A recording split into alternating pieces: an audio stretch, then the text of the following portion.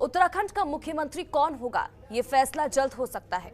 कार्यवाहक मुख्यमंत्री पुष्कर सिंह धामी, राज्य के भाजपा प्रमुख मदन कौशिक और पार्टी महासचिव अजय कुमार दिल्ली के पार्टी मुख्यालय पहुंचे। वो पार्टी के राष्ट्रीय अध्यक्ष जेपी नड्डा और पार्टी के राष्ट्रीय महासचिव बीएल संतोष से मुलाकात उन्होंने की और इस कई घंटों के मंथन के बाद बैठक खत्म हो गई। नई सरकार के शपथ ग्रहण समारोह को मेगा इवेंट के तौर पर बीजेपी करना चाहती है। विधानसभा चुनाव के नतीजे बीजेपी के पक्ष में आए हैं। बीजेपी में एक बार फिर से बहुमत से अपनी सरकार बनाने में कामयाब हुई है। हालांकि सीएम पुष्कर सिंह धामी अपनी सीट से चुनाव हार गए हैं। ऐसे में इस बार मुख्यमंत्री कौन बनेगा, इसको लेकर पार्टी में चर्चा जोरों पर है। ये हमारी पार्टी की जो बैठक है सभी राज्यों की हो रही है, तो उत्तराखंड राज्य की भी उसमें बैठक है। उस बैठक में ही मैं आया हूँ और हमारी पूरी पार्टी की टीम आई हुई है। नहीं, देखिए, पार्टी हाईकमान सभी चीज़ों पर विचार करता है और ये पार्टी हाईकमान का विषय है। और वही विधानसभा चुनाव में मिली हार के बाद कांग्रेस के कार्यकारी अध्यक्ष रणजीत रावत ने पूर्व मुख्यमंत्री हरीश रावत पर कई गंभीर आरोप लगाए हैं। वहीं रणजीत रावत के आरोपों के बहाने बीजेपी ने कांग्रेस पर हमला बोला है। बीजेपी के प्रदेश प्रवक्ता रविंद्र जुगरान ने इस विषय में कांग्रेस के प्रदेश प्रभारी देवेंद्र यादव, इसी के साथ ही राष्ट्रीय अध्यक्ष सोनिया गांधी, राहुल गांधी और प्रियंका गांधी से कार्रवाई की मांग की है और कहा है कि रणजीत रावत ने जो आरोप लगाए हैं वो बेहद ही गंभीर है और भ्रष्टाचार का मामला है।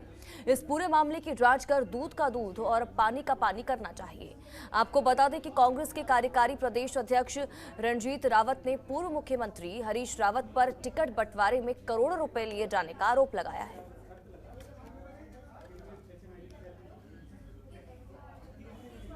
रणजीत रावत जी द्वारा लगाए गए संगीन आरोप भ्रष्टाचार की ओर इशारा कर रहे हैं और हम यह चाहते हैं कि इस पूरे प्रकरण में कांग्रेस के प्रदेश प्रभारी सोनिया गांधी जी, राहुल गांधी जी, प्रियंका गांधी जी दूध का दूध पानी का करें, इंक्वायरी सेटअप करें, जांच करें और यह बताएं कि ये आरोप सत्य हैं या नहीं है। अगर कांग्रेस ऐसा नहीं करती है तो ये माना जाएगा कि रणजीत रावत जी के आरोप पूरी तरह से सत्य है और कांग्रेस जो है लीपापोती करके इतने गंभीर आरोप होने के बावजूद भी कुछ नहीं करना चाहती।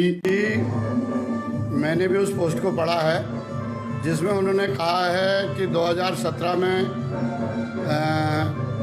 मैं खुद रामनगर लड़ना चाहता था और रणजीत रावत ने जिद करी तो मैं अपने बड़े भाई और अपने आदर्श, किसी समय के आदर्श नेता हरीश रावत जी के संज्ञान में लाना चाहूँगा कि उन्होंने खुद मुझसे कहा था कि सल्ट में तुमने बहुत सारे विकास कार्य कराए, उसके बाद भी सल्ट वालों ने तुमको हरा दिया और सल्ट वालों के बारे में भी बहुत सारी चीज़ें कही थी।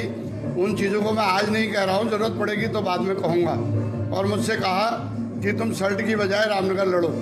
जब मैंने रामनगर तैयारी शुरू कर दी तो लास्ट में उन्होंने अपनी मंशा एक दिन जाहिर की कि तुम सल्ट चले जाओ। मैंने कहा जी मैं फुटबॉल नहीं हूँ, मैं पहले आपने कहा रामनगर लड़ो और अब करो सल्ट चले जाओ, तो ये संभव नहीं है। ये मैंने ज़रूर कहा और मैं हमेशा अपनी बात पर टिकता हूँ, जो कहता हूँ उसको करता हूँ। मुझसे एक ही गलती हुई है कि इस बार मैं अपने कुछ साथियों के जाने की वजह से पार्टी का वास्ता दे करके उन्होंने मुझे जो है सल्ट जाने के लिए सहमत कर दिया। वो मेरी राजनीतिक भूल थी बड़ी। इस बीच उत्तराखंड विधानसभा चुनाव में करारी हार के बाद फुटअव्वल मचा हुआ है। कांग्रेस के कार्यकारी अध्यक्ष रणजीत रावत ने वरिष्ठ पार्टी नेता और पूर्व मुख्यमंत्री हरीश रावत पर पैसे लेकर टिकट बेचने का आरोप लगाया है। उन्होंने कहा कि टिकट नहीं मिलने पर लोग हरीश रावत को तलाश रहे हैं। इन गंभीर आरोपों पर हरीश रावत का दर्द छलक उठा। उन्होंने ट्वीट कर कहा कि मैं भगवान से प्रार्थना करता हूं कि कांग्रेस होलिका दहन और हरीश रावत की बुराई का भी इस होलिका में कांग्रेस को दहन कर देना चाहिए।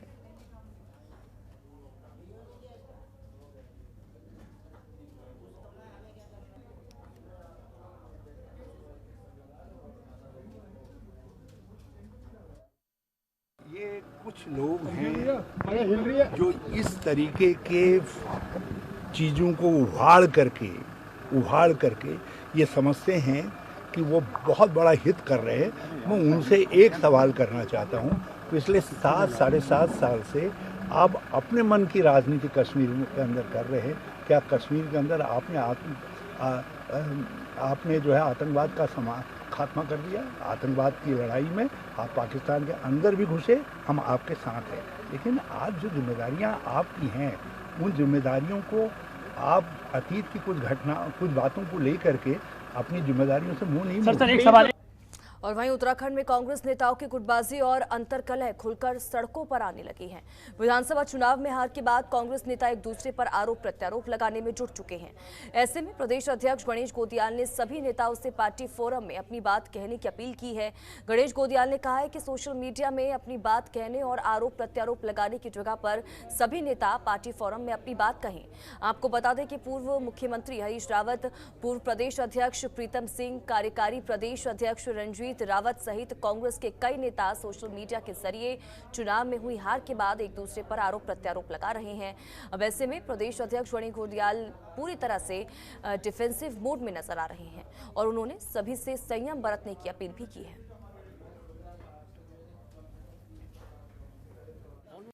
आपके प्रश्न से ही पहले मैंने कह दिया कि मैं सभी वरिष्ठ लोगों से निवेदन करता हूं कि जो भी बातें हैं पार्टी के प्लेटफॉर्म पर आकर कहें, वो ज़्यादा अच्छा होगा बजाय सोशल मीडिया में देने के। सोशल मीडिया में देने से हमारे जो कार्यकर्ता हैं वो तो ठीक है अपने मन की भड़ास निकाल सकते हैं, हमें उसके लिए तैयार भी रहना है, क्योंकि हम जीतते तो गुलदस्ते लेके आते, हम उसके लिए तैयार थे, नहीं जीते तो छीटाकसी करेंगे, हमें उसके लिए भी तैयार रहना है। लेकिन हम जो बड़े लोग हैं, बड़े नेता हैं, मैं सबसे करबद्ध निवेदन करता हूं कि वो पार्टी के प्लेटफॉर्म पर आकर समीक्षा बैठक में अपनी बात कहें। और वहीं बीजेपी के संसदीय दल की बैठक में प्रधानमंत्री ने सांसदों को कई नसीहत भी दी। साथ ही आपको बता दें कि हार की समीक्षा करने के लिए भी बोला। इस मामले पर निशंक ने कहा कि प्रधानमंत्री की कार्यशैली से सभी वाकिफ हैं। साथ ही कहा कि आने वाले समय में विधायक दल की बैठक के बाद ये साफ हो जाएगा कि आखिरकार उत्तराखंड में कौन बनेगा मुख्यमंत्री। भाजपा के संसदीय दल की बैठक और उत्तराखंड में मुख्यमंत्री के चेहरे समेत तमाम मुद्दों पर पूर्व केंद्रीय मंत्री रमेश पोखरियाल निशंक से बातचीत की हमारी संवाददाता ममता चतुर्वेदी ने। क्या कुछ कहा उन्होंने, सुनिए। पूर्व केंद्रीय मंत्री रमेश पोखरियाल निशंक जी हमारे साथ हैं। प्रधानमंत्री ने संसदीय दल की बैठक में क्या कुछ मंत्र दिए? प्रधानमंत्री जी के मंत्र को तो आप सब लोग जानते हैं। उनके मंत्र से इस देश का कोई व्यक्ति अपरिचित नहीं है। उनका मंत्र शुरू से रहा भाई सबका साथ, सबका विकास, सबका विश्वास और अब सबका प्रयास। ये सबका विकास सबके प्रयास से होगा, विश्वास से होगा, सबके साथ से होगा। परिवारवाद को लेकर भी प्रधानमंत्री ने कहा स्वाभाविक की अब तो अब कोई नई बात नहीं है। हमारे देश के प्रधानमंत्री लगातार इस बात को कहते रहे हैं कि परिवारवाद ने देश को चौराहे पर खड़ा किया। एक परिवार की लोग जो है देश को हाँकते रहे हैं। अब वो नहीं, देश अपने खड़ा होगा, एक परिवार नहीं चलाएगा बल्कि देश के लोग देश को चलाएंगे। इसके अलावा उत्तराखंड की अगर बात, बीजेपी जीत हासिल कर चुकी है, लेकिन मुख्यमंत्री कौन होगा इस पर संशय। बीजेपी जीत ही हासिल नहीं किया, प्रचंड बहुमत हासिल किया है और मिथक को भी तोड़ा है कि एक बार कांग्रेस एक बार बीजेपी, ये जो होता रहता था उस मिथक को भारतीय जनता पार्टी ने इस समय तोड़ा है वहाँ पर। और वो भी मोदी जी का वो बच्चा और विशेष करके महिलाओं ने और सीमावर्ती गांव की महिलाओं ने कहा मोदी को वोट देना है। ये डबल इंजन की सरकार को ताकत देनी है। उधर मोदी ज़रूर चाहिए और इधर भी बीजेपी की सरकार चाहिए ताकि विकास की गंगा बह सके।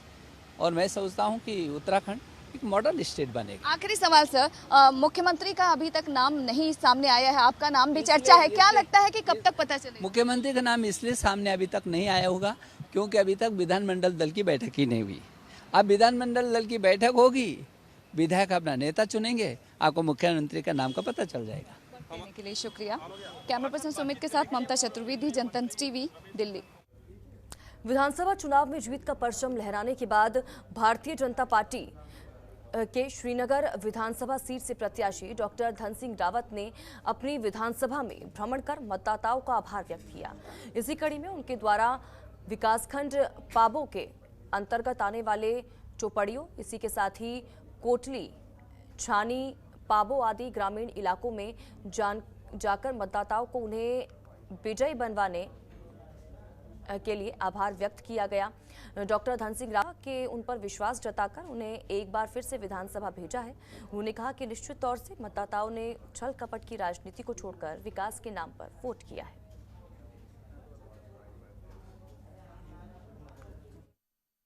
जनता पार्टी के जितने कार्यकर्ता हैं, सबका साथ सबका विकास के फॉर्मूले पे काम करने वाले हैं और मैं जितने भी कार्य चुनाव में काम किया है उनको भी धन्यवाद देना चाहता हूँ। मातृशक्ति का भी धन्यवाद देना चाहता हूँ, गांव के युवाओं को भी धन्यवाद देना चाहता हूँ, सबका मैं धन्यवाद देना चाहता हूँ कि उन्होंने बहुत परिश्रम से जो है काम किया है और मुझको यहाँ से विधायक बनाया है। और इसलिए आपने देखा होगा कि मैं पूरे क्षेत्र में सब लोगों का धन्यवाद यात्रा पे निकला हूँ और आज ये मेरा जो है चुनाव जीतने के बाद आज 11वां प्रोग्राम मैं हर जगह जा रहा हूँ और 4 दिन तक मैं पूरे क्षेत्र में धन्यवाद देने सब जगह जा रहा हूँ।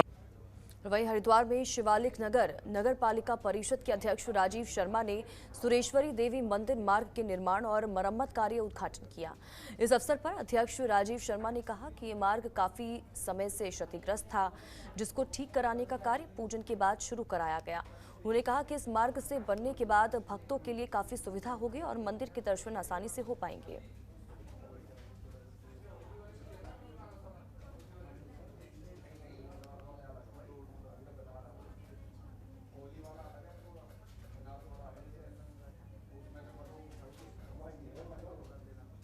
रामनगर कोतवाली पुलिस और एसटीएफ की संयुक्त टीम ने नशे के खिलाफ एक बड़ी कार्रवाई की है, जिसमें 2 तस्करों के साथ 60 किलो से अधिक गांजे बरामद किया है।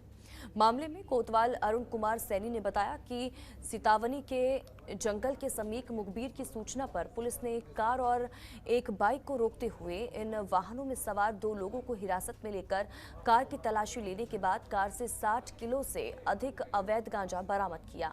कोतवाल ने बताया कि बरामद गांजा की अंतर्राष्ट्रीय बाजार में कीमत करीब 60 लाख रुपए है।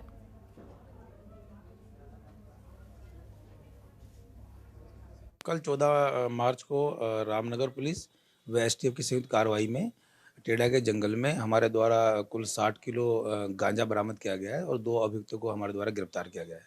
देखिए, अंतर्राष्ट्रीय मार्केट में इसकी कीमत 10 लाख रुपए के आसपास है, पर इसमें अलग अलग रेट रहते हैं मार्केट के हिसाब से, तो कुछ जगह 60 लाख तक भी बिकता है। खबरों के निष्पक्ष विश्लेषण के लिए सब्सक्राइब करें Jantantra TV and press the bell icon. Never miss any update.